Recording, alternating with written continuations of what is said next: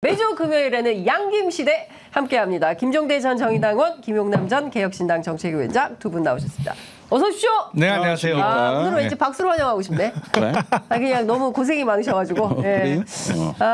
지금 뭐 계속 그 방송이 현장이 굉장히 소란스러워서요. 저희가 계속 팔로우를 하고 있는데 뭐 핵심만 요약해드리면 이런 겁니다. 김홍일 방통위원장에 대한 탄핵안을 발의하겠다고 야당이 나서니까 실제로 MBC의 사장을, 그렇죠, 최대 주주에 해당하는 박문진 이사들을 교체하기 위해서 그 공영방송 이사의 선임을 새로 이제 선출하는 선임안 계획을 의결한다는 것이고요. 관련해서 계속 실랑이가 벌어지고 있는데 지금 추세대로라면 다음 주 화수목 국회가 열려서 이 자리에서 김홍일 위원장에 대한 방통위원장에 대한 그 탄핵안이 가결이 된다고 한다면 그 다음엔 또 식물방통위가 되는 거거든요. 그러니까 그런 차원에서 상당히 긴박하게 움직이고 있다 이런 말씀을 드리겠습니다. 뭐 방송에 여러 방송에 다들 출연하시니까요. 요즘 MBC 출연하고 계신가요? 네. 네, MBC 출연하고 계시죠? 전 라디오만 출연하고 라디오만, 있습니다. 텔레비전도 출연하시고. 네. 예. 그러고 보니까 새로 욱하는 밤인가? 네, 네, 출연하시고 네. 계시잖아요. 네. 이번 주에도 또 나옵니까? 네, 매주 나가요. 예, 그렇구나. 이번 주에는 무슨 내용을 녹화 벌써 하셨어요? 아니죠. 토요일 날 하고 일요일 날 나가니까. 토요일 날 녹화하고 일요일 날 나간다. 뭐랄까 시청률이 생각 중에. 뜨겁던데? 예?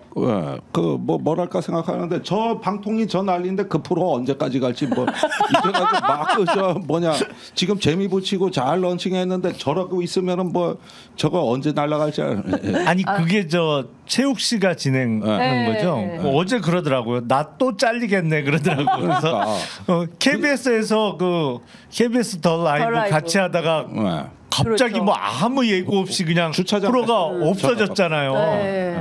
저도 같이 했었는데 저희 셋 다 그렇죠. 라이브 네. 출연자들이죠. 그렇죠. 갑자기 잘리더니 그 어제 나 또 잘리겠네 그러길래 제가 아니 뭐 아직도 잘릴 자리가 남아 있냐고 그랬더니 MBC 그게 새로 시작한 게 있더라고요. 그렇군요. 그래가지고 이제 첫 방송 때 그 최욱 진행자가 이제 더 이상 방황하지 않고 열심히 해서 여기에 안착하고 싶습니다. 이러면서 방송하는데 내가 듣고 있다가 참내 말이 되는 소리를 해. 이제 어떻게 될지 몰라. 그러니까요. 근데 진짜 무슨 군사작전 하듯이 원래 매주 수요일 날 회의한다고 하는데 결국에는 그 좀 공영방송 MBC 마지막 하나 남은 거거든요. 예, 이거 좀 장악하려고 이렇게까지 해야 되는 건가, 이렇게 절차와 규정을 위반하면서까지 해야 되는 건가라는 생각이 좀 듭니다. 물론 위법적인 것은 아니죠. 회의 뭐 땡겨서 할 수도 있고 늦춰서 할 수도 있는데 이제 본인 탄핵안이 발의될 것 같으니까 누가 보더라도 그런 거거든요. 그래서 사실은 이 문제는 저희가 좀 집중해서 지켜보도록 하겠습니다. 이것만 볼 게 아니라 저희가 지금 해야 될 일이 너무 많은데요. 오늘 하나하나 좀 여쭤보도록 하겠습니다. 일단 민주당이 순직해병 사건 국정조사 요구서를 국회 본회의에 보고를 했습니다. 뭐 여러 가지가 나오고 있어요. 일단 그 임성근 사단장이 나는 전혀 모른다라고 부인했던 저 도이치모터스 주가 조작 사건의 2차 선수죠. 이모 씨가 포함된 단톡방이 확인이 좀 됐습니다. 골프 모임 단톡방. 이게 단초가 돼서 뭔가 새로운 사실이 확인될 가능성, 의원님 어떻게 보십니까? 그러니까 요게 제가 한 달 좀 넘었는데 경향 TV에서 먼저 예고했던 거죠. 네. 그때 그 해병대 출신 기업인이 끼어 있는 골프 모임, 저 청와대 경호처 직원까지 포함돼 있다. 네.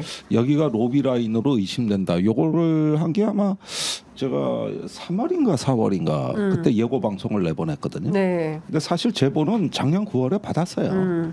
그랬는데 이걸 갖다가 로비의 정황을 입증할 수 있는 게 아직 수집이 덜 돼가지고 네. 그냥 파일 관리만 하고 있었는데 돌연 입법청문회에서 그 실명이 나와버린 겁니다. 네. 그러니까 그거는 그 박균택 의원이 뭘 규명하려고 한 게 아니라 잽으로 던진 질문이에요. 네. 그러니까 그 다음 질문이 없었어요. 원래 계획도 없었고 요건 한번 던져봤는데 어떻게 나오는지 보자. 요 반응만 보려고 던진 일종의 1라운드 잽이거든요. 네. 그게 청문회 첫 대목에 나온 거예요, 이게. 그랬는데 임 사단장이 그 저 이종호 그 인원은 모른다 이렇게 했단 말이죠. 그러니까 JTBC 탐사팀이 이 취재에 목숨을 걸기 시작한 게 3월부터입니다. 그때는 그 이종호 씨가 병원에 입원해 있는데 병원까지 갔었어요. 네. 그래서 아예 거기서 저기 뭐냐 일명 뻗치기라 그러죠. 네, 뻗치기. 예, 그래서 접촉을 시도했는데 예. 이분이 정권에 저 김건희 여사의 목숨줄을 쥐고 있는 사람이기 때문에 자기 말 한마디에 이 저 김건희 여사가 순식간에 이게 저 입장이 바뀔 수도 있거든요. 그래서 그 도이치모터스 주가 조작 사건. 여기가 재판. 주범입니다. 주범이죠. 이거 주포라고 해죠. 그렇죠, 그때는 권오수 회장 밑에서. 네. 그리고 김건희 여사의 와 장모의 그 통장 매매 그 거래 내역 엑셀 파일이 발견된 게 바로 이종호 사장이 있는 블랙펄 인베스트먼트에서 네. 발견된 겁니다. 그러니까 여기 증언이 너무 중요해요. 그래가지고 병원에 입원해 있다 그래가지고 난 정권에서 특수한 관리를 하는 줄 알았어요. 외부가 차단하고. JTBC도 실제 그렇게 알고 있어요. 그래가지고 접촉이 안 된 겁니다. 그랬는데 이거를 몇 가지 그 정황 저런 카톡 대화방이나 사실은 몇 가지 더 갖고 있는데 네. 그 청문회에서 임성근 사단장이 딱 잡았다는 걸 보고 이건 아닌 것 같다 해서 이제 실명을 거론하나 보라면 엠바고가 풀렸다고 보고 네. 일단 일보를 내보낸 겁니다. 네. 그러면은 요렇게 해서 지금 이게 파문이 확산이 되고 있는데 실상은 그럼 뭐냐? 물론 로비 정황은 아직은 구체적인 증거는 안 나왔습니다. 그런데 연이어 이상한 일들이 자꾸 벌어지는 거예요. 그 저기 이 멤버가 구성된 경위라든가 네. 평소의 활동 양상이라든가 거기에 또 하필이면 도이치모터스 주범이 이제 가세한 거라든가 네, 이런 부분들이 굉장히 저기 나름대로 이상한 양상을 거기에 임성근 사단장이 왜 나오고 네. 이런 부분인데 임성근 사단장이 해명을 그 다음에 했습니다. 이종은 모른다. 골프 모임은 내가 계획한 게 아니다. 그래서 그 골프 모임이 계획되는지도 몰랐다. 예. 이러면서 이제 전면적으로 부인하고 경호처 직원 그 사람은 안다. 평소에 이명박 정부 때 자기가 소령으로 청와대 근무할 때 경호처 직원으로 알게 됐다. 손모 씨. 예. 이렇게 된 것까지 시인을 했는데 딱 여기서 전 걸렸다고 봐요. 걸렸다? 드디어 걸렸다. 뭐가 걸렸어요? 이 골프 모임은 자기가 계획한 겁니다. 사단장 본인이. 아니 그러니까 사단장이 모르게 약속을 잡을 수가 없죠. 불가능해, 기본적으로. 불가능해. 이거는 네. 그리고 그 뒤에 카톡 대화까지 보면은 네. 여기 사단 비서실에서 네. 1사단 환영 행사 계획을 아예 작성을 해서 보낸 네. 거예요. 예. 그거를 받아 가지고 그 그 경호처 그 직원이 이걸 공유하기 위해서 만든 카톡방입니다. 예. 그러니까 모를 수가 없는 거예요. 그렇죠. 그리고 부승찬 의원이 1사단 골프장 자료를 받아냈는데 보니까 네. 이 모임이 무산되고 실제 그 날짜에 임 사단장이 골프를 쳐요. 그 장소에서. 그래요? 이 얘기는 뭐냐면 사단장 몫으로 나온 골프 티였던 거예요. 그걸 가지고 여기 모임에 알려준 거고 거기에다가 행사 계획 시간표까지 다 짜가지고 예. 있었잖아요. 알려준 거니 만찬하고 그걸 어쩌고. 받아서 공유하려고 한 건데 예. 사단장이 어떻게 모르냐고. 그러면 그때 손님들 자기가 초청해놓고. 그러면 그 카톡방에 나온 대로 6월 1일 날 골프는 실행이 된 거네요. 그 자리에 이종호 씨는 못 간 거고. 아니 이 모임 전체가 못 갔어요. 이 모임 전체에 못 갔는데 임성근 그러니까 사단장 그 누구랑 부분도 친 거예요? 마찬가지인데. 골프를. 그거야 이제 전혀 딴 사람 다른 불렀겠죠. 사람이니까. 뭐. 근데 보통 골프가 이게 5명이다면 네. 한 명이 빠진다고 그러면은 나머지 한 명을 끼우든가 네. 아니면 나머지 인원끼리 쳐요. 한 명이 빠진다고 다 빠지지 않아요. 그런데 이 이야기는 이날 주빈이 이종호 사장이었다. 그렇죠. 제가 그 말씀 드리려고 네, 했던 건데 원래 날짜와 시간까지 다 확정을 했던 거잖아요. 그 사단장 면담은 1시로 잡혀 있었고 그런데 이게 다 잡았다가 그 모임 자체가 무산이 됐는데 무산된 이유가 이모 씨가 그날 다른 일정 때문에 거길 못 내려가게 되면서 무산됐단 말이죠. 그렇죠. 말씀 주신 대로 한 사람이 빠지게 되면 보통의 경우에는 나머지 사람들이 골프를 쳐요. 치는데 네. 이게 이 모임 자체가 그냥 무산되고 임성근 사단장은 다른 사람들하고 이제 골프를 치게 됐는데 그 이유가 뭐냐면 그 단톡방에 모인 사람들 중에 제일 중요한 사람이 이모 씨였다는 거죠. 그 사람이 빠지면 안 되는 모임이었던 거야. 그러니까 네. 그 사람이 불참하게 되면서 아예 그 포항 1사단에 내려가기로 한 게 다 무산되는. 그러니까 딴 사람은 경호처 전 직원이고 뭐고 별로 중요한 사람이 아니에요. 변호사도. 네. 그러니까 임성근 사단장이 반드시 만나야 됐던 사람은 이모 씨인 거야. 그리고 이게 상호가 네. 인베스트먼트가 붙어 있어서 네. 많은 분들이 오해하기 쉬운데 네. 이게 블랙펄 인베스트먼트라는 거는 네. 사실은 금융위원회의 인가를 받은 투자자문사나 자산운용사가 아닙니다. 그러니까 이게 사실은 소위 리딩방 하는 업체 같은 데가 무슨 투자나 인베스트먼트라는 거를 상호에 집어넣고 회사명을 그렇게 만드는데 네. 원래는 투자자문사나 자산운용사는 금융위에 심사를 받아갖고 인가를 받아서 등록을 해야 돼요. 근데 그런 업체가 아니에요. 이 업체는. 야. 이게 일종의 뭐라 그래야 돼요? 그럼 주식방 이런 거예요? 그렇죠. 그러니까 주로 리딩방 하는 사람들이 이런 거 많이 하고 네. 이 여의도에 주식 갖고 작전하는 사람들이 그냥 사무실은 있어야 되니까 네. 하는데 뭐 하는 일은 불법 투자인데 진짜 미치겠다. 그냥 예. 그렇게 붙여놓는 거죠. 상호에다가 그 투자나 뭐 인베스트먼트 무슨 캐피탈 뭐 이런 식으로 상호를 있어 넣어서 보이네. 예. 집어넣죠. 그러니까 돈 장사하는 데라는 거는 드러나는데 예. 사실 통상 이렇게 상호만 들으면 아 이게 당연히 예. 투자자문사 뭐 자산운용사를 오해하기 쉽죠. 하지만 예. 그거는 금융위의 인가를 받아야 되는 업체인데 이건 그런 업체가 아니에요. 그러니까 아무 별 볼 일 없는 임 사단장 입장에서는 만날 이유가 없는 사람이에요. 그러니까 그 사람을 그러면 왜 네. 임사단장은 만나려고 했을까? 그 뒤 뭐 수많은 그런 말씀하신 대로 뭐 무슨 투자사 뭐 이런 데가 있을 텐데 굳이 이종호 씨를 꼭 만나야만 했었던 이유는 아니, 그게 그 그거였기 목적 때문 목적이 아니죠. 군인이 투자자문사를 뭐하러 만나요? 그리고 아니 그래서 이게 카톡방이 멋진 해병이거든요. 네, 멋쟁 해변. 멋쟁 해변. 네. 그런데 이 중심 인물이 아무리 봐도 경호처 출신의 그 공무원입니다. 네. 그리고 경호처가 제가 청와대 근무할 때도 이래보면 참 해병대 출신이 많아요. 이 특제로 뽑힌 사람들이 많더라고. 그래서 이 결속력이 좋다고. 네. 그런데 때마침 그때 대통령 안보실에 해병대 출신 행정관이 하나 와 있는데 일단 모임과 친목이 자연스레 이루어진 걸로 보여지고 그래서 임 사단장은 그분을 존경하는 분이라 그랬어요. 그런데 이번에도 보면은 이 연결고리는 바로 그 사람입니다. 네. 그런데 평소에 제가 작년에 이 문제를 제보받으면서 이제 처음에 들은 얘기는 이게 일종의 임성근 팬클럽 같이 운영되고 있더라고. 그때 들은 임성근 얘기. 팬클럽이다. 이 골프 모임이. 그러니까 여기 멤버 중에 그런 말을 한 사람들이 있어요. 임성근 사성장군 만들어야 된다 우리가. 그러니까 제가 국회의원 할 때 법 하나를 바꾼 게 있는데 그게 제가 발의해서 유일하게 통과된 법이요.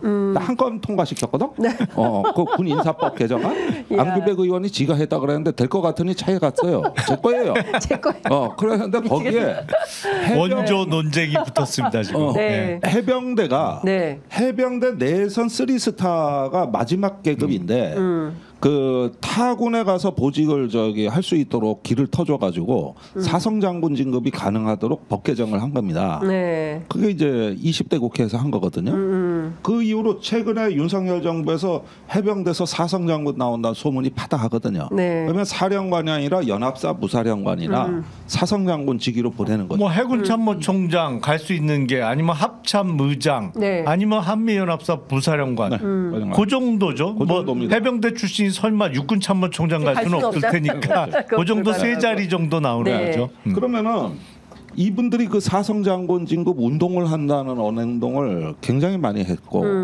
그러다 보니까 이분들끼리는 이종호 사장은 모르겠지만은 이전에 골프 모임이 실제 있었습니다. 그 어디냐?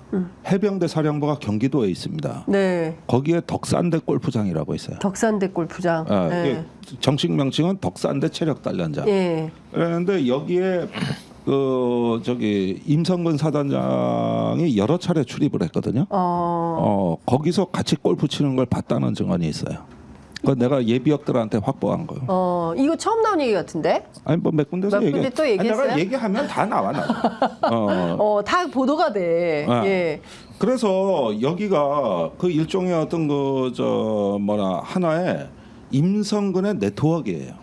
이 골프 모임이 멋쟁 해병이라는 게. 예. 예. 그리고 자기 증식을 해왔던 거죠. 예. 근데 거기 지금 5명인데 5명밖에 없어요? 아니면 원래 더 많은 모임인 거예요? 그건 몰라요. 그건 확인 안 돼요. 그런데 내가 경호처 직원 얘기는 일찌감치 들었었거든. 여기가 중심적인 역할을 하더라고요. 예. 그런데 임성근 사단장은 국회에 나와서 뭐 전혀 모르는 사람이라고 완전히 발뺌을 하지 않았습니까? 지금 모를 수가 없죠. 사실 네. 제가 보면 예. 경호처 전 직원은 네. 일종의 중심 인물이라기보다는 연락체가 아니에요. 그러니까요. 양쪽에서 저도 이제 그런 것 연락하고 이렇게 모임 실무를 받고. 담당하는 네. 사람인 것이고 예. 그 모임 중에 핵심은 역시 이모 씨인 것인데 네. 이모 씨는 앞서 제가 말씀드린 대로 이게 영 이상한 그 사람으로 비춰지거든요. 네. 왜냐하면 이게 회사 상호에 투자 뭐 인베스트먼트 넣는데 정식 투자자문사나 자산운용사가 아닌데 상호를 그렇게 짓고 그 다니는 사람들 중에 올바른 사람은 제가 본 적이 없어요. 올바른 사람. 그러니까 그런데 그 사람이 왜 핵심 인물일 수밖에 없느냐? 예.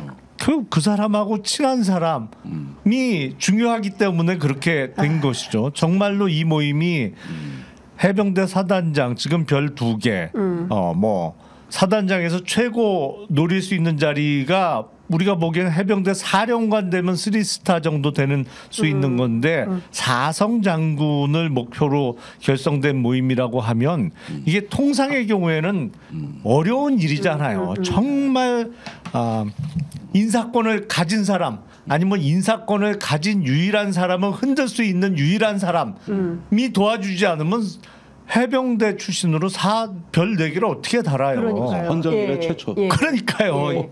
이건 뭐 명확한 거죠. 너무 그냥 그러니까 지금 이 부분에서 지금 임성근 전 사단장의 휴대폰이 갈수록 중요해지고 있습니다. 현재 공수처에 확보돼 있어요. 네. 예. 근데 이거 지금 비번을 못 풀고 있다는 거거든. 그러니까. 예. 그런데 그 애를 먹고 있다는 이게 제가 지난주에 들은 얘기입니다. 네. 그런데 그 임성근 사단장은 가장 최근에 나온 어떤 의미 있는 보도는 그 작년 7월 28일 날 그때가 해병대 수사단이 해병대 사령관한테 수사 보고한 날입니다. 이날 임성근 사단장이 수차례 박정훈 대령한테 전화를 했다는 거거든요. 근데 박 대령이 이 번호를 알아보고 일부러 안 받았다는 거예요. 로비한다고 생각해서. 그렇지. 네. 지금 피의자하고 통화하면 안 된다고 네. 하고 수사단 수사관들한테도 이 전화번호는 받지 말라고 교육까지 했다는 거거든. 네. 일단 보고가 우선이다. 네. 이렇게 됐다는 거죠. 그때가 그런데 한두 번이 아닌 것 같아. 전화가 온 게. 그러다 보면 이때가 바로 임 사단장이 여러 군데에 전화를 했을 걸로 보여지고 그때부터 30 또는 31일까지의 이 통화 내역이 굉장히 중요해지는 겁니다. 네. 그런데 이걸 공수처가 못 풀어서 그렇지 사실은 임 사단장 행적과 관련해서는 이미 상당히 자료 준비는 다 해놨다는 얘기는 내가 듣고 있고 네. 그런데 소환을 하려면은 이런 휴대폰이라든가 이런 것들이 더 좀 제대로 좀 갖춰줘야 네. 그런데 아니 김기환 사령관이 이거 싹싹 지우다가 나중에 포렌식해서 다 걸리는 걸 봤잖아요. 여긴 다른 수법으로 이제 이거 뭐 비번인지 뭔지를 해가지고 거기도 비밀번호 한 27자리 정도 설정해 놓은 모양이죠. 그런 건지 뭐 특수 문자 뭐 숫자 해가지고 잔뜩 집어넣었다는 거예요.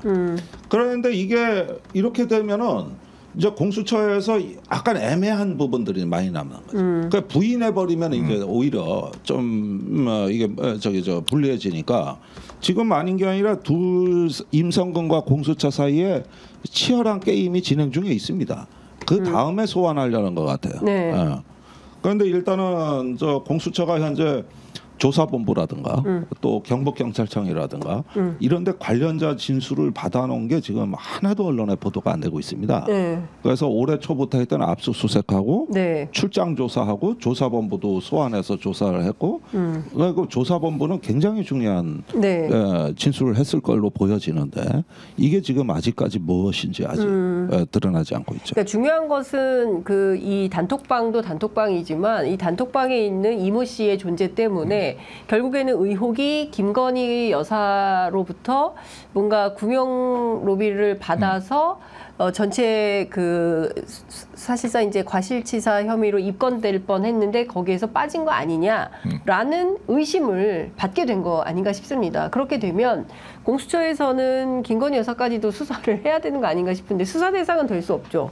그렇죠. 네, 민간인이니까. 그러니까 공수처는 참고인으로는 불러서 얘기할 수 있잖아요. 그렇죠. 참고인 조사는 네, 되죠. 네, 얼마든지. 네, 그리고 네.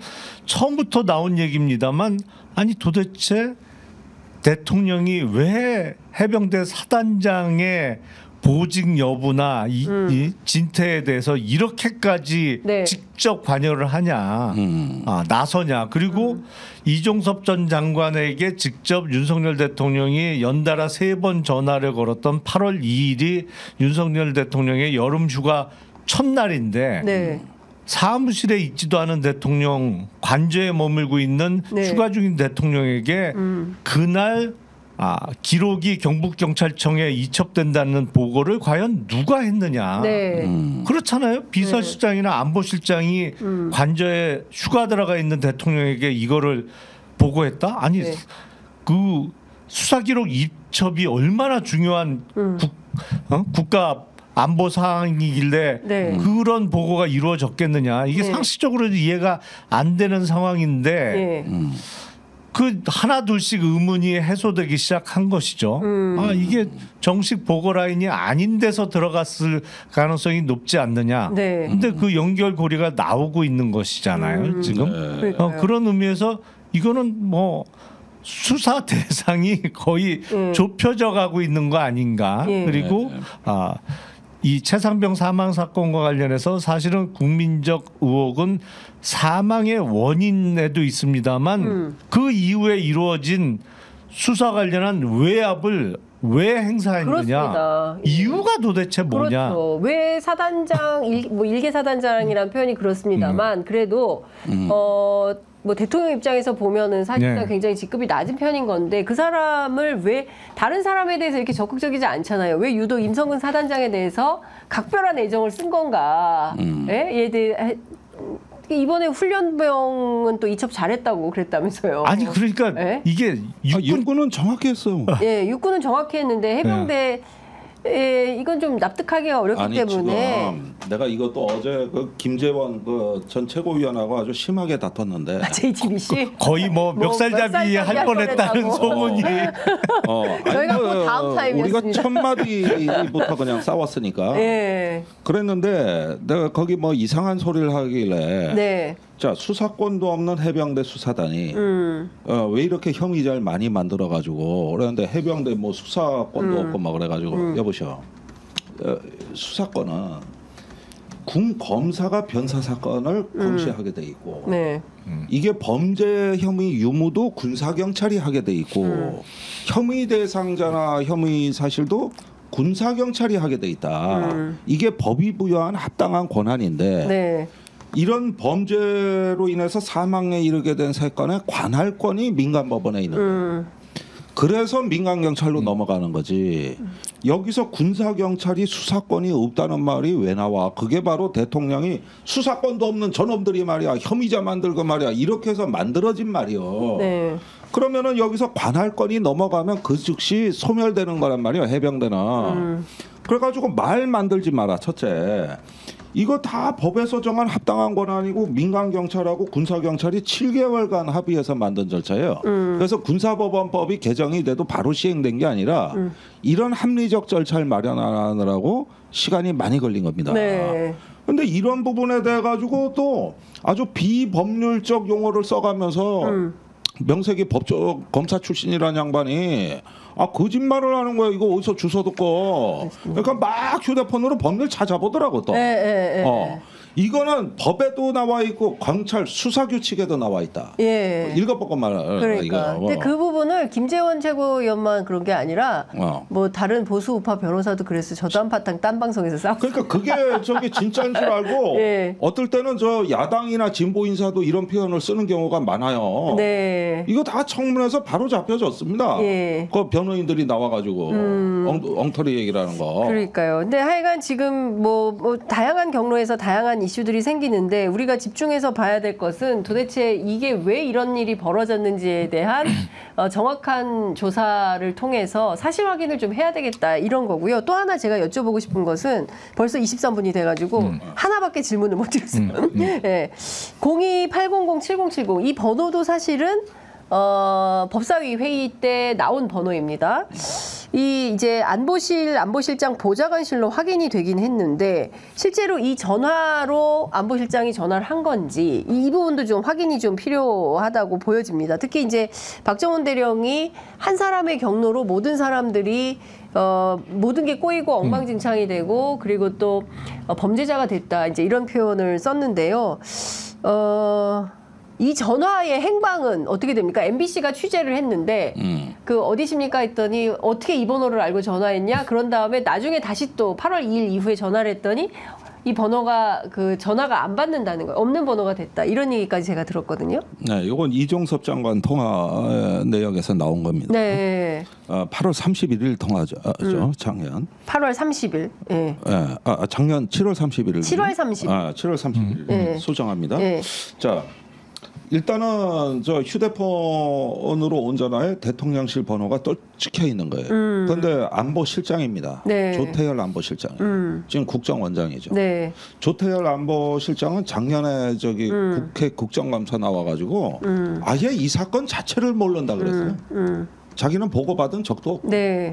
대통령실은 개입한 적도 없고 네. 그런 얘기 들어본 적도 없다 그런 사람이에요. 네. 그래가지고 지금까지 유일하게 이 통화 기록이 안 나왔던 사람인데 최근에 나왔어요. 네. 그리고 저기 밑에 안보실 차장 국방비서관이 비상사태인데 왜 몰라? 안보실장이 그 상관인데 때마침 이 기록 저기 통화 기록이 이게 안보실장 전화 아닙니까 이게? 네. 안보실장 비서실 보좌관. 네. 보좌관실. 보좌관실. 네. 그러면 그게 안보실장 전화지. 보좌관 전화 따로 있고 뭐가 다 키폰으로 다 연결돼 있는데 그걸 갖다가 뭘 또 부인을 하십니까? 그래. 네.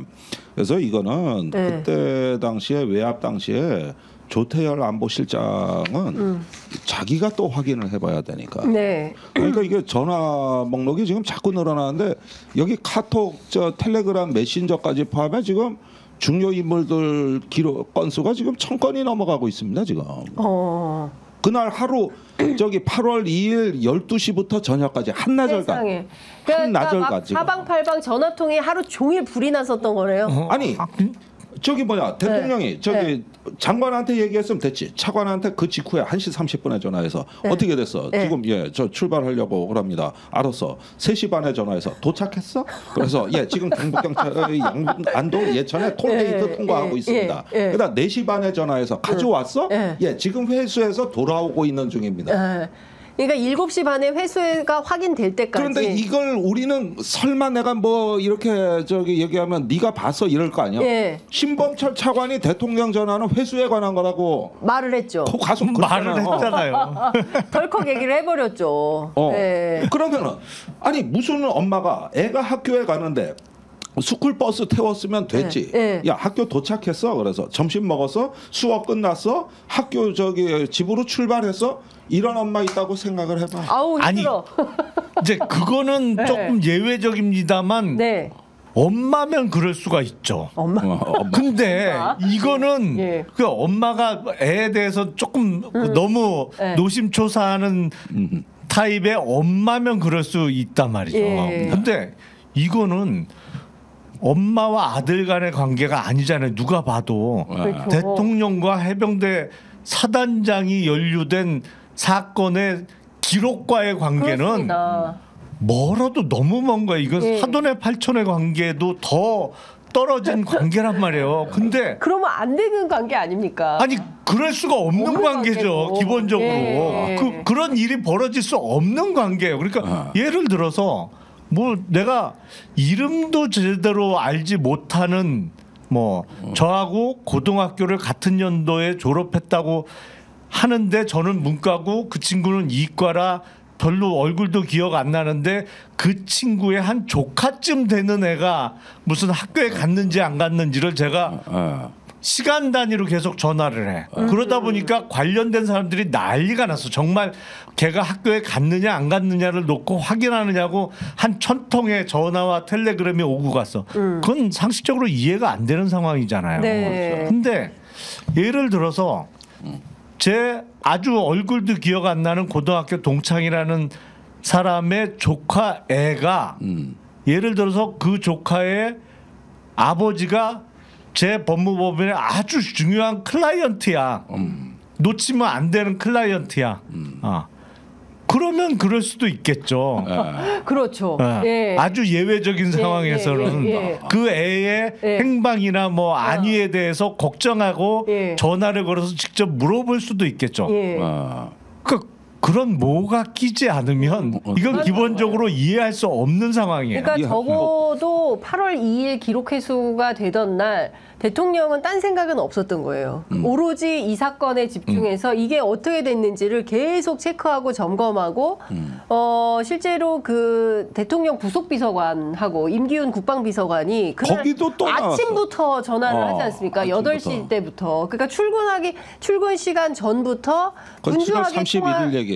예, 7월 31일 그 첫째 경로한 날 경로설이 불거진 첫날 때문에 요거하고 또 조금 다르긴 전화 통화가 아니 그러니까 이거는 마켓까지 6통입니다. 6통. 세상에. 아니 부속실 직원하고 수석보좌관에 이야기 전에 임기훈 비서관이 6통이에요. 예. 주거니 받거니. 그러니까 이게 전화로 다 일하나? 아니 기본적으로 급하니까. 이게 거의 정권과 운명 공동체 정도의 사이가 아니면 이런 일이 벌어질 수가 없거든요. 네, 그러니까 이 사건은 진짜 아무리 생각해도 특검을 통해서 확인해 봐야 된다. 그런 요구가 더 분출하고 있다고 생각합니다. 아니 그런데 난 정말 신기한 일이 최근에 대통령 탄핵 얘기가 여당에서 많이 나오고 있다는 거예요. 그렇죠. 아니 기이하죠. 한동훈 후보가 특검 이거 제3자 추천으로 하자 이러니까 전부 반응이 차라리 대통령 탄핵하자 그래.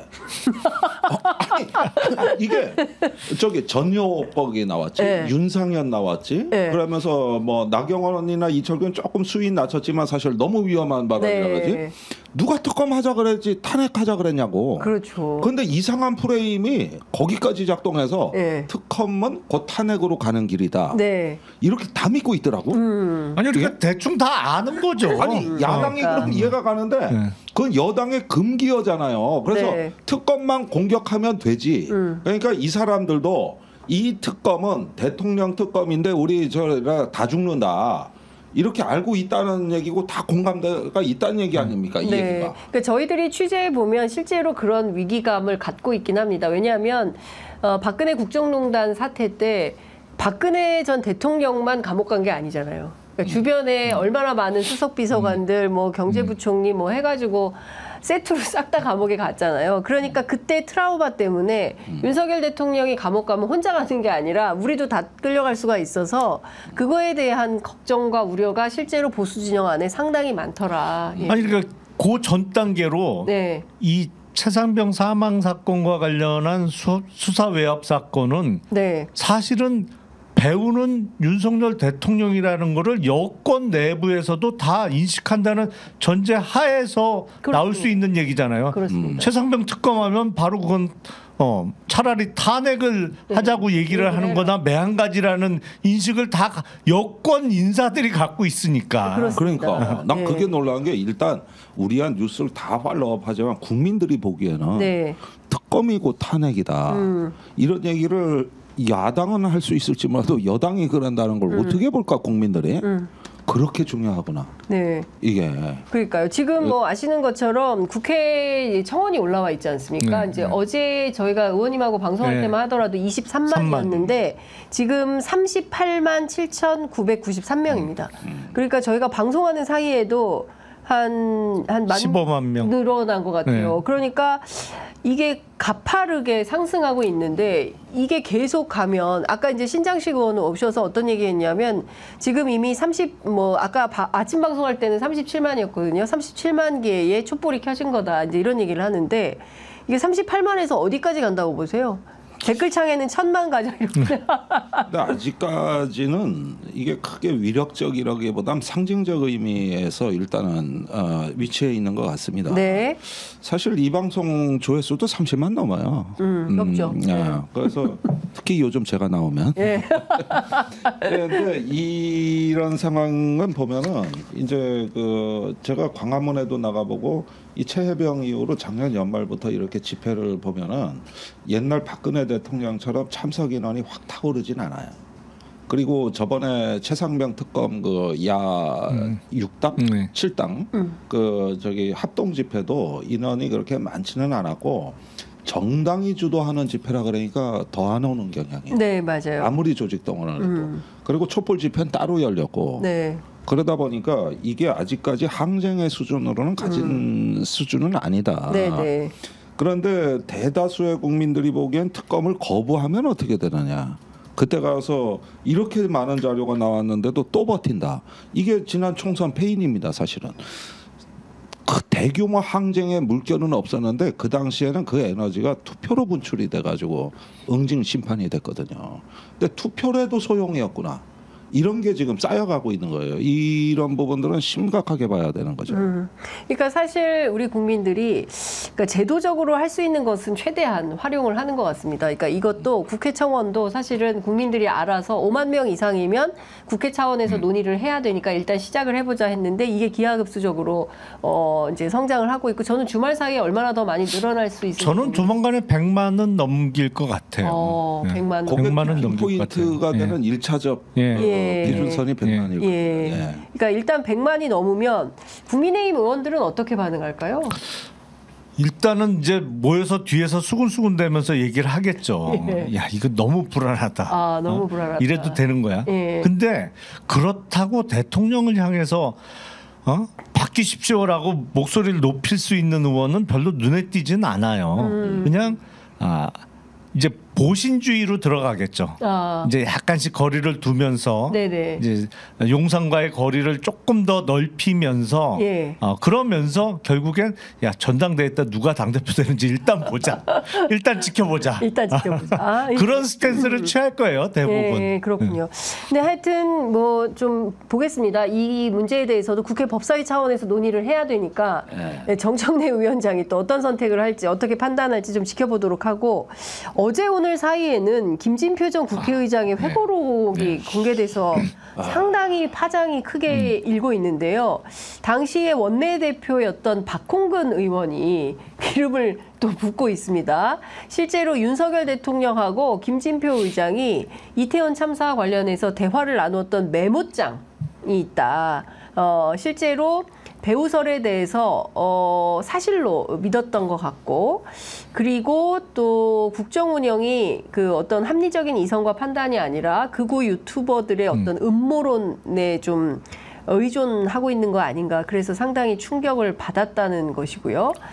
또 하나 또 새로 나온 것은 윤석열 대통령이 이제 박홍근 의원이 직접 들었다는 겁니다. 좌파 언론들이 이태원 참사 전에 사람들이 몰리게 했다. 이렇게 말을 했다. 이런 얘기를 이제 들었다는 건데요. 이제 관련해서 계속 추가해서 그 회고록을 둘러싼 이태원 참사 전후로 후겠죠. 벌어졌던 여러 가지 대통령의 발언들이 계속 나오고 있습니다. 이 점은 좀 어떻게 보십니까? 아니 우선 김진표 전 의장에 대해서 뭐 좋아하는 분도 있고 싫어하는 분도 있고 그 분도 장점과 단점을 다 갖고 계십니다만 기본적으로 김진표 전 의장이 이런 일을 갖고 거짓말할 사람은 아니에요. 절대로. 더군다나 거짓말로 책을 쓸 사람은 전혀 아니거든요. 그리고 일단 사람의 어떤 말에 대한 신뢰성이라는 측면에서 김진표 전 의장이 지금 용산의 대응과는 훨씬 다른 신뢰성을 부여할 수 있는 상황이고 그리고 무엇보다도 대통령의 생각이 드러나는 것은 인사를 통해서 가장 극명하게 확인될 수 있는 거 아니겠습니까? 실제로 극우 유튜버 같은 사람을 장관도 시키고 주요 자리에 계속 임명을 하고 있잖아요. 지금도. 통일부 장관 투 아니에요? 아니 그리고 교육연수원장 그러니까. 또 있어요. 그리고 뭐 최근에 유튜브 하시다가 중요한 예. 자리에 사장 가신 분도 있고 예. 아니 이거는 뭐 알만한 사람들은 다 알잖아요. 그렇죠. 대통령뿐만 아니라 영부인도 그 유튜브. 특정 유튜브를 보는데 상당 시간을 할애하고 있는 거 아니냐. 그리고 그 유튜버들하고 수시를 통화를 하고 그리고 그 유튜버들이 또 녹취 파일 많이 갖고 있어요. 뭐 직접 전화도 한다는 거잖아요. 아니 직접 전화해 갖고 뭐 오밤중에도 통화를 하고 예. 그 사람들은 또 자기의 위세를 가시하기 위해서 또 대통령과의 통화 내용을 다 녹음해 놓고 예. 그런 게 지금 부지기수로 많은데 예. 그건 아니라고 잡아댈 일은 아니죠. 이런저런 뭐 증거가 얼마나 많은데 네. 지금. 그러니까 좀 요 얘기만 조금 보태면 박홍근 의원의 이제 전언은 이런 겁니다. 본인이 김진표 의장으로부터 전해 들어서 메모를 직접 한 걸 그대로 옮기면 윤 대통령은 당시 이렇게 말을 했다는 겁니다. 동남아 식당이 조금 있는 이태원은 먹거리나 술집도 별로 없고 볼거리도 많지 않은데 그렇게 많은 인파가 몰렸다는 게 이해가 안 간다. 그리고 MBC, KBS, JTBC 등 좌파 언론들이 사고 2, 3일 전부터 사람이 몰리도록 유도한 방송을 내보낸 이유도 의혹이다. 그리고 지인의 부녀도, 그러니까 그 대통령의 지인이겠죠. 지인의 부녀도 그런 기사를 보고 뒤늦게 구경하러 갔다가 사고를 당했다고 말했다. 그러니까 사실상 이거는 맥락을 보면 대통령이 어떻게 생각하고 있냐면 이태원에 뭐 별로 볼 것도 없는데 그래서 사람들이 많이 몰릴 곳이 아닌데 그 좌파 언론인 MBC, KBS 그때는 좌파 언론이었네요. KBS가 MBC, KBS, JTBC가 막 2, 3일 전부터 이때 이제 마스크가 없어졌잖아요. 코로나 끝나서 마스크가 해제되고 그 뭐 직접적으로 그런 행사나 공연장이나 이런 데 갈 수 있게 된 첫 번째 행사였는데 그렇게 몰리도록 유도한 방송을 내보낸 의혹이 든다. 이런 얘기를 했다는 겁니다. 이게 수사 검사로서의 감일까요? 아니 근데 기본적으로 이태원을 안 가보셨나요? 이태원에 동남아 식당 몇 개 있고 아니 이태원이 세계 식당 아니 세계 음식 문화 거리도 있고 그걸 떠나서 기본적으로 이태원이 형성된 거는 용산의 미군 기지하고 그러니까요. 인접해 있으면서 가장 서구적인 문화가 그렇죠. 먼저 들어오는 곳이라 거기가 활성화가 된 것이고 물론 지금 용산에서 대부분 미군 기지는 다 이전에 갔습니다만 네. 뭐 최근에 동남아 식당도 있죠. 그렇죠. 동남아 식당도 있고 중동 식당도 있고 예. 홍석현도 있고 홍석현도 있고 예 온갖 식당들이 홍석천. 홍석천 예. 홍석현은 망했다 그러더라고요. 예, 상암동에 아니 그러니까 기본적으로 사실관계가 맞질 않고 예.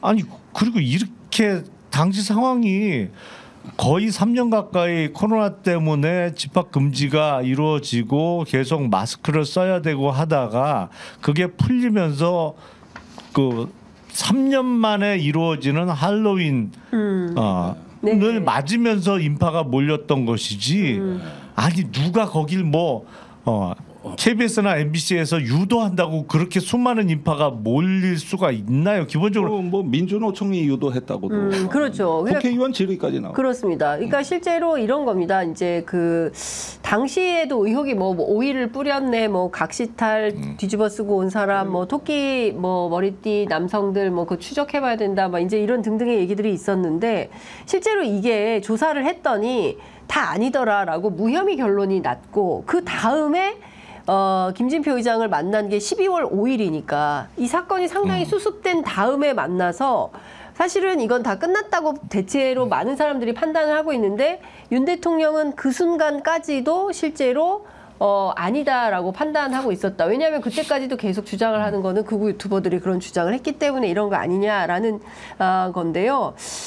그런데 저는 이런 겁니다. 다 떠나서 대통령이 극우 유튜브를 볼 수는 있어요. 뭐 무슨 얘기하는지 볼 수는 있다고 생각하는데 거기서 주장하는 것을 사실로 믿고 국정 운영에 그 내용을 반영한다면 큰일이죠. 그건 큰일이죠. 정말. 근데 그 큰일이 계속 벌어지고 있는 상황인 것이죠. 그러니까 발언뿐만 아니라 한 말씀만 더 드리면 앞서 말씀드린 대로 대통령의 인사로 계속 확인이 되고 있는 사실이잖아요. 네. 그거는 유튜브 정권이에요. 이 정권은. 예.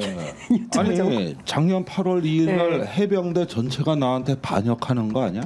이러면서 광란의 하루가 벌어졌고 이태원 참사에 대해서도 이렇게 보고 있고 그때 당시에 대통령 말을 분석하면 공산 전체주의 무슨 전체주의 아예 입에 달고 살고 네. 요즘 조금 그런 말이 사라졌기 때문에 네. 아니 그라는 것들 보면은 김건희 여사 많이 아팠다 그러고 아 이분들 좀 아프신 분들 아니야? 아니 이게 도무지 이게 상식적으로 이해가 안 가니까 내가 요즘 아주 감당하기가 힘들어요 이게 감당하기가. 그 다음에 그때 자유총연맹 사무총장이 극우 유튜버 출신입니다. 네네. 근데 자유총연맹에서 문제가 된 극우 유튜버를 다 초청했어요. 거기서 저 유튜버 지원안이 이제 그때 논의됐던 거 아닙니까? 네네. 근데 이 중에 상당수가 이태원 유가족들 분향소 농성장 앞에 가서 폐륜 방송했던 사람들입니다. 실제로. 네. 그래가지고 과거에 세월호 유족들한테도 그랬던 전력이 있는 사람도 있어요. 그래서 지금 이 무렵에 작년에 이제 갑자기 MBC 스트레이트가 이걸 집중 파헤치는 방송이 시작이 됐고, 네. 극우 유튜버의 세계. 그리고 이제 그 자유총연맹 사무총장이 잘린다고. 네네. 그래서 요즘은 조금 어떻게 되는지는 모르겠는데, 그리고 네. 대통령 관저 만찬 중에도 유사 행사가 있어요. 유튜버 초청 만찬 이게 있다고. 네.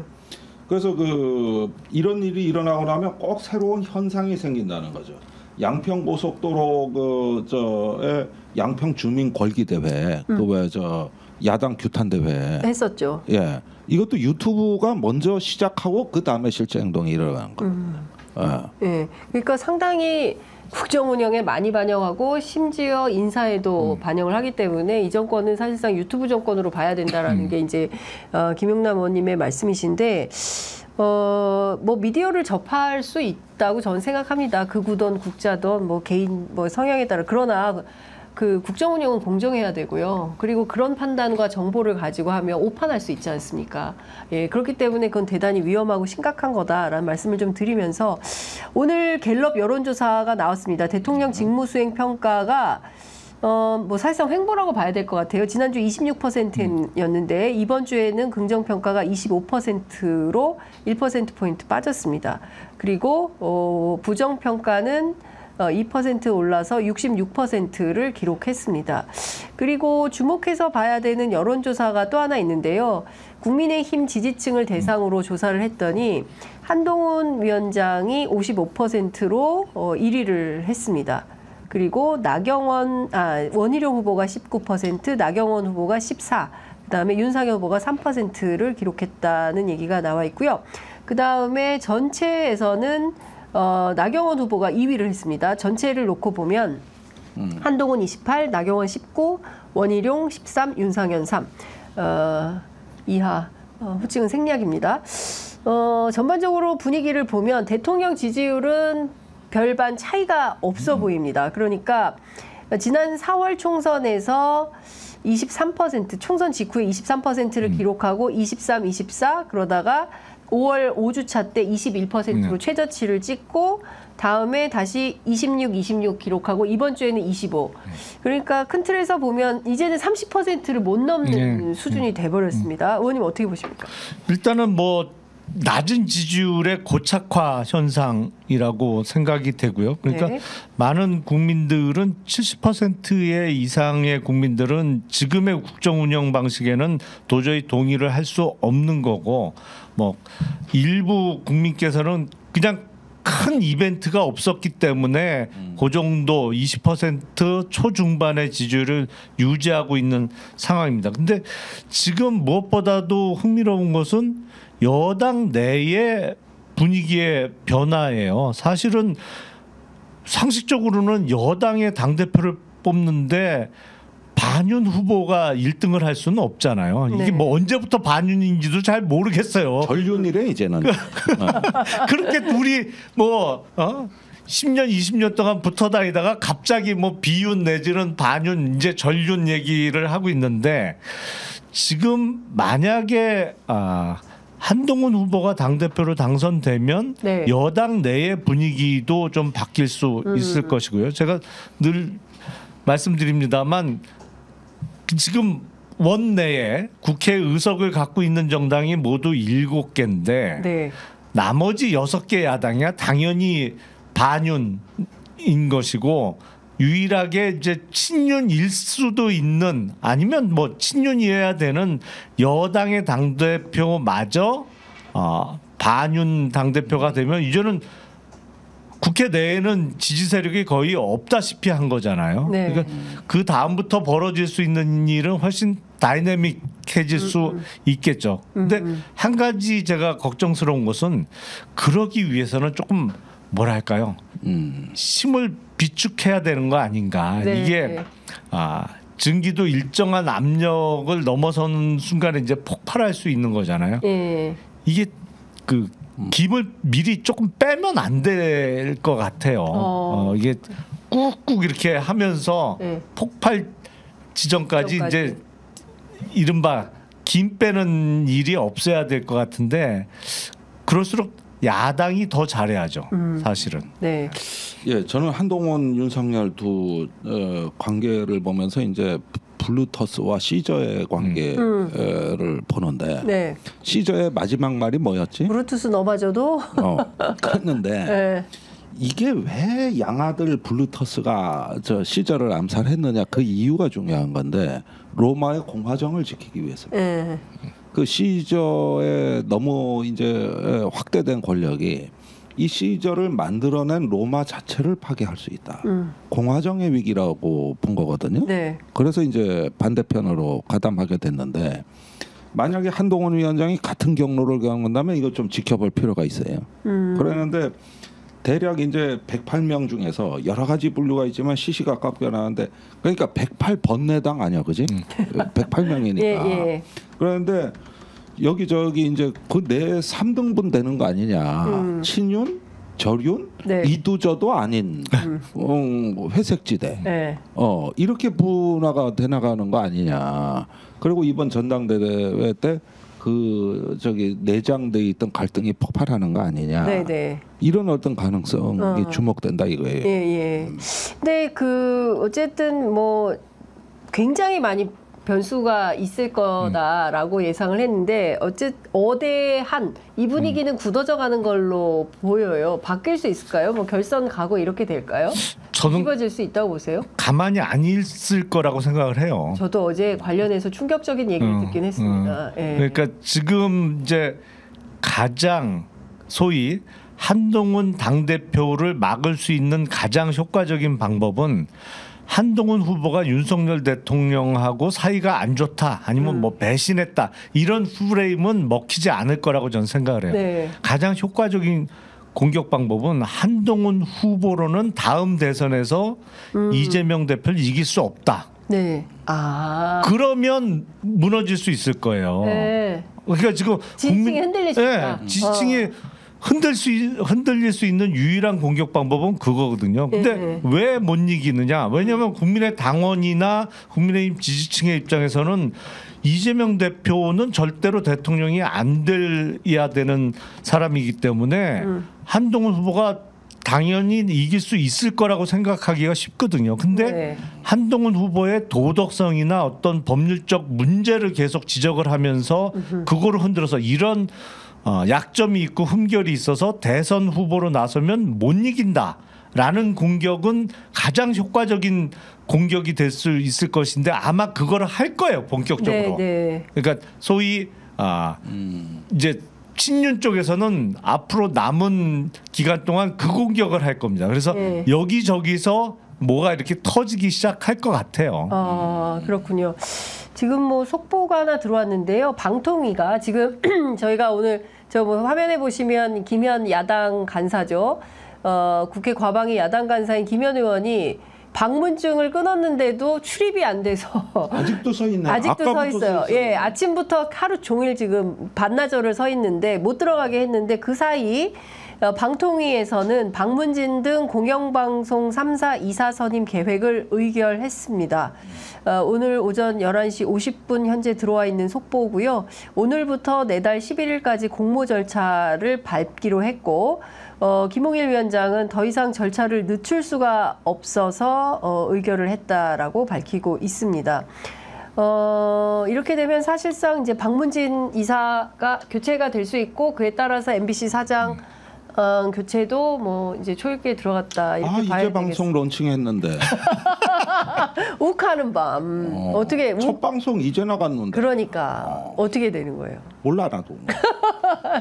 아이고야 이게 지금 웃으면서 할 일은 아니다라는 생각이 좀 드는데 여하튼 야당에서는 어떻게 또 대응을 하게 될지 그 사이에 또 김홍일 위원장이 이제 탄핵이 가결되기 전에 자진해서 물러나는 이동관 전 위원장의 길을 밟을지 오늘 하고 사퇴할 가능성도 있겠어요? 그럴 수 있겠죠. 어차피 다음 주 초에 열리는 본회의에서 네. 통과될 가능성이 높기 때문에 근데 정말 저래도 되나 싶은데 이건 서로 막 가는 거 아니에요? 막 가고 있죠. 막 가는 사실상. 거지, 네, 지금 지금. 둘이서 하다가 또 탄핵한다고 하니까 또 그만둬 버리고 그리고 또 새로 하는데 한 25일 한 달 정도 그렇죠. 걸리고 계속 이렇게 되는 건데 이게 맞습니까? 이런 방식의 국정 운영이? 아니 다들 아시겠습니다만 방송통신위원회는 위원 5명으로 구성되도록 되어 있잖아요. 네. 그러면 두 사람은 대통령 지명 몫이고 한 사람은 여당 몫, 두 사람은 야당 몫이란 말이에요. 네. 아니 그러면 그렇게 해도 3대 2잖아요. 예. 여당 쪽이 많아 한 명 더. 그렇습니다. 그 여당이 유리해요. 기본적으로 구조가. 그렇게 해야지. 네. 이거를 야당 몫을 아예 안 주기 위해서 지금 대통령 지명 몫 두 사람만 갖고 운영을 하다가 이게 직무정지 될 것 같으면 한 사람으로 하다가 또 한 사람 추가로 임명해 갖고 해버리고 이거는 너무 기형적이지 못해서 이건 뭐랄까요? 뭐 탈법, 불법적인 국정운영 행태 아닌가 싶은데. 그러니까요. 근데 다른 거 다 떠나서 이제 공영방송을 운영하는 것은 방송은 국민의 공기이고요. 그리고 이제 저희들이 이렇게 좀 자유롭게 하지만 그래도 공영방송은 엄격하게 분초까지 재가면서 양쪽에 발언권을 주지 않습니까? 이제 그런 측면에서 또 방심위에서 얼마나 또 세게 규율을 하고 있습니까? 이제 그런 측면에서 보자면 이렇게까지 군사작전 하듯이 처리할 문제인가에 대해서 참으로 개탄스럽다라는 말씀을 좀 드리고요. 하나 더 여쭤보도록 하겠습니다. 갤럽 여론조사인데요. 최상병 특검에 찬성한다는 여론이 63%, 반대가 26%인데 보수 성향 응답자도 43%가 이 특검 해야 된다. 이런 요구를 하고 있습니다. 뭐 사실 어제 오늘 여론은 아닙니다. 굉장히 오랫동안 지속된 여론이고 이 정도면 최상병 특검법에 대해서 대통령이 거부권 행사를 하는 것은 곤란한 거 아닌가라는 생각이 듭니다. 왜냐하면 계속 이게 1년 이상 지속되고 있기 때문에 그렇습니다.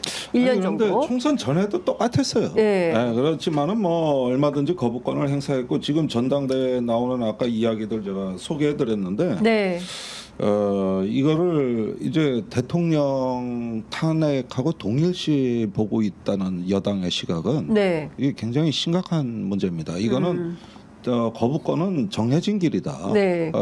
그래서 지금은 오히려 한동훈 위원장 지지한다 그러면 지금 시중에 나와 있는 17명의 국회의원 플러스 알파들 여기에 지금 대화 여지가 있는 사람들이 몇 명이냐 이런 걸 차라리 봐야지 용산은 바뀌지 않아요. 그래서 이거에 정권의 운명을 걸겠다는데 굳이 여기에 정권의 운명을 걸겠다는데 그 뭐 변화되는 걸 우리가 기대하고 뭐 바란다는 얘기는 할 필요가 없는 것 같고 단지 나타나고 있는 균열을 봐야지 앞으로 하고 난 민주당이 조금 시간을 늦췄으면 좋겠어요. 특검 처리를요? 예. 어차피 박성준 원내대표가 지금 말하는 건 7월 처리는 어렵다는 거예요. 제 의견까지도. 일정상 어렵다는 거예요. 그럼 어차피 8월로 넘어가는 건데 네. 그때는 이미 국민의힘 새 당 지도부가 이미 출범합니다. 그렇죠. 거기에다가 7월 23일 날 전당대회니까. 예. 그러면 새 지도부하고의 이 이야기가 되는 판이 깔릴 뿐더러 거기에다가 저기 7월에 이걸 굳이 강행 네. 처리하려고 하다 보니까 네. 특검 추천을 21대 특검안 법안과 달리 대한변협이 아닌 야당 추천으로 바뀐 겁니다. 네네네. 예. 그건 시한 때문에 그런 거예요. 그렇죠. 그러면은 그 이유도 없어지는 거거든요. 아, 그렇게 보면은 지금 민주당은 일단은 야당의 시간이라는 걸 믿고 네. 조금 대처해도 저기 충분하지 않냐. 네. 더디 가도 확실한 길이냐. 예. 불확실하지만 빠른 길이냐. 이럴 땐 선택을 해야 되거든요. 네네. 그건 상황에 달린 거라죠. 그런 거죠. 알겠습니다. 대통령 탄핵안 관련해서 39만 2,472명. 그새 또 늘었어요. 그새 10,000명 이상이 그새 늘었네요. 10,000명이 또 늘었습니다. 예. 그리고 이것만 여쭤보기 이제 시간이 다 돼서 마무리를 해야 되는데요. 그 한동훈 위원장이 이태원 관련해서 대통령실 입장문을 신뢰한다라는 입장을 밝혔습니다. 그러니까 어정쩡한 거죠. 예. 자세 자체가 네. 어정쩡한 건데. 예. 민주당은 청담동 그 술자리 의혹에 전 당력을 동원한 정당이다. 아니, 그런데 제가 예. 윤석열 대통령하고 같은 검찰청에서 근무도 해보고 네. 김진표 전 의장님은 이제 제 중학교 선배예요. 예. 그리고 같이 이제 수원에서 네네. 그 생활하면서 네. 겪어봤는데 예. 그런 일로 거짓말할 사람은 전혀 아닙니다. 김진표 전 의장은. 예. 아니 근데 한 걸음 더 나가서 해석을 해야 되는 게 네. 보통 이런 류의 정보가 들어있는 회고록이라면은 몇 년 뒤에 쓰는 게 정상입니다. 사실. 그래서 이제는 말할 수 있다. 네. 식으로 네. 나가는 거고. 아니 지금 저 김종필 회고록 지금 연재되고 있잖아요. 12.12에 관해 나도 몰랐던 사실 네. 중앙일보에 지금 나오고 있어요. 그러니까 사실은 뭔가 국회의장 출신으로서 뜻밖인 건 맞아요. 예, 그리고 이것도 너무 빠르다는 느낌은 드는데 네. 문제는 알려야 되겠다는 생각이 있었던 것 같아요. 그러지 않으면 이런 식으로 회고록이 나온다는 게 역대 국회의장들의 그 행보로 봤을 때도 이례적이고 네. 이런 어떤 거 지금 국가가 위험에 처해 있다는 것 정도는 내가 알려야 되겠다는 생각이 분명히 있으신 거 아닌가. 네. 저도 이렇게 몇 번 술 먹어보고 하면 굉장히 신중하신 양반인데 그러니까요. 너무 신중해서 그 개 회의를 안 XX 욕까지 먹으신 분 아닙니까? 이분이. 그러니까요. 여하튼 지금 전반적으로 국회 상황도 그렇고 대통령실도 그렇고 정치권 전반이 우리 국민들을 참 덥게 하고 있다. 스트레스를 더 유발하고 있다. 이런 판단이 좀 듭니다. 금요일이라 좀 불금을 보내야 되는데 우울한 불금 보내면 안 되는데 큰일 났습니다. 그건 아닌데지. 네. 그건 그거고 또 우린 우리죠. 네, 알겠습니다. 뜨겁긴 뜨거워요. 네, 뜨겁긴 뜨겁습니다. 여하튼 오늘 두 분 좀 힘차게 출발해서 뜨겁게 마무리하는 걸로 하고요. 다음 주에 또 뵙도록 하겠습니다. 두 분 말씀 잘 들었습니다. 고맙습니다. 네, 감사합니다.